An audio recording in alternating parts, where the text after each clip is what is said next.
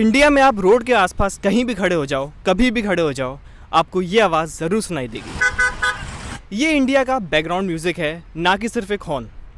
पर ऐसा क्यों है कि हम इंडियंस ऑलमोस्ट हर जगह, हर बार जबकि ट्रैफिक ना भी हो तब भी इतना हॉर्न बजाते हैं। यूजुअली दूसरे देशों में हॉर्न बजाना एक इंसल्ट माना जाता है, लेकिन इंडिया में ऐसा नहीं होता है। इंडिया में जब खाली रोड भी क्यों ना हो, सिर्फ 2-3 गाड़ी भी क्यों ना चल रही हो, हॉर्न बजाया जाता है। इसके पीछे के क्या रीज़न है? क्या इसके पीछे कुछ साइकोलॉजिकल रीज़न है, कल्चरल, या पूरी सोसाइटी का? तो आइए जानते हैं। इसके पीछे साइकोलॉजिकल रीज़न शुरू होता है 1950s से, जब इंडिया में सिर्फ सिंगल लेन रोड हुआ करती थी। सिंगल लेन रोड का मतलब ही ये है कि जो ड्राइवर्स होते थे उनको अपना पीछे का नहीं दिखता था, क्योंकि साइड व्यू मिरर्स होते ही नहीं थे। तो जो ट्रक ड्राइवर्स होते थे, जब साइड व्यू मिरर्स नहीं होते थे तो अपने ट्रक के पीछे लिखवाते थे horn okay please.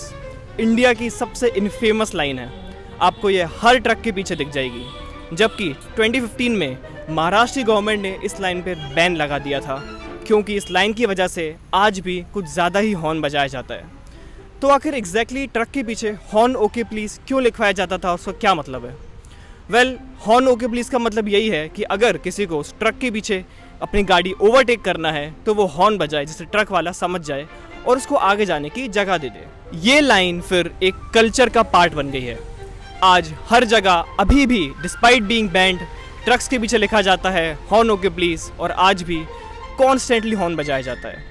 Indian drivers को अब एक बातें करने का, एक रोड पे कम्युनिकेट करने का माध्यम मिल चुका है। ये एक ऐसी लैंग्वेज बन चुका है जिसका कोई बाय डिफ़ॉल्ट रूल किसी ने सेट नहीं किया, लेकिन हम सब उसको फॉलो करते हैं। जैसे एक हॉर्न बजाना यानी अपनी प्रेजेंस फील कराना, 2 बार हॉर्न बजाना ये बताना कि भाई मुझे ओवरटेक करना है, और कॉन्स्टेंटली लंबे देर तक एक हॉर्न बजाना अपनी फ्रस्ट्रेशन या गुस्सा दिखाना कि आखिर ये ट्रैफिक आगे क्यों नहीं बढ़ रहा है। ये सब हमारे हैबिट का, हमारे लैंग्वेज का एक ऐसा पार्ट बन चुका है जिससे हम ट्रैफिक में अपनी प्रेजेंस फील करवाते हैं। तो ये था एक साइकोलॉजिकल रीज़न और एक हैबिचुअल रीज़न जो हमने डेवलप कर लिया है। बट इसके बाद क्या सिर्फ यही एक कारण है? I don't think so. तो जो पूरा इकोसिस्टम है, ड्राइविंग टेस्ट से लेके ट्रैफिक रूल्स का इन्फोर्समेंट और हमारा पूरा इंफ्रास्ट्रक्चर, ये सब ही मिल के आई थिंक इसका दोषी है। तो शुरू करते हैं इंडिया में ड्राइविंग टेस्ट से, जो कि मेरे ख्याल से सिर्फ एक मजाक है। 2017 के सर्वे के हिसाब से 60% ऑफ द इंडियन ड्राइवर्स बिना किसी प्रॉपर ड्राइविंग टेस्ट दिए हुए उनको लाइसेंस मिल जाता है। वहीं अगर मैं कंपेयर करूं जापान जैसी कंट्रीज से, तो वहाँ ड्राइविंग टेस्ट काफ़ी स्ट्रिक्ट होते हैं। इसके बाद आता है ट्रैफिक रूल्स का इन्फोर्समेंट। इंडिया में ट्रैफिक रूल्स का बहुत ही बुरा हाल है। टियर 1, टियर 2 सिटीज़ में फिर भी लोग हेलमेट भी पहनते हैं। टियर 3 सिटीज़ से, जहाँ से मैं आता हूँ, सड़कों पे आपको हेलमेट देखना ही मुश्किल है। इन जनरली ट्रैफिक रूल्स ब्रेक करना, रेड लाइट में क्रॉस करना इंडिया में बहुत ज़्यादा कॉमन है, और लोग ये सोचते हैं कि ज़्यादा से ज़्यादा क्या होगा, थोड़ा सा चालान भरना पड़ेगा, और वो भर देते हैं। इसके बाद आता है पूरा रोड्स का इंफ्रास्ट्रक्चर, जो कि काफ़ी कन्फ्यूजिंग है। तो जब इन्फोर्समेंट ही ख़राब हो, आप प्रॉपर रेगुलेट नहीं कर पा रहे हो और आपका इंफ्रास्ट्रक्चर ही ख़राब हो, तो ये हॉर्न बजाना एक तरीके का मीडियम बन जाता है जिससे लोग अपनी फ्रस्ट्रेशन निकालते हैं, प्लस कम्युनिकेट कर पाते हैं बाकी ड्राइवर से। इसके बाद कई साइंटिफिक रीजंस भी आते हैं।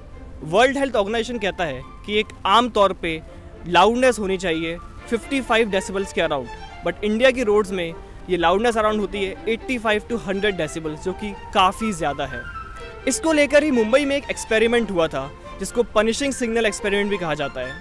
इस एक्सपेरिमेंट में मुंबई में ट्रैफिक रूल्स को, ट्रैफिक लाइट्स को ऐसा सेट कर दिया था कि जब भी लाउडनेस 85 डेसिबल के ऊपर जाएगी तो ट्रैफिक लाइट रेड हो जाएगी। इसकी वजह से क्या हुआ, जो वहाँ के ड्राइवर्स थे वो बार बार फ्रस्ट्रेट हुए कि कैसे ट्रैफिक लाइट बार बार रेड हो रही है आवाज़ की वजह से, और देखा गया कि 40% ऑफ द लाउडनेस कम हो गई थी जस्ट इस एक्सपेरिमेंट से।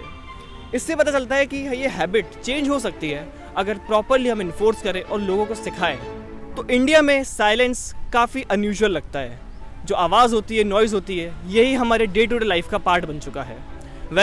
बोल तो सब रहे हैं पर सुन कोई नहीं रहे।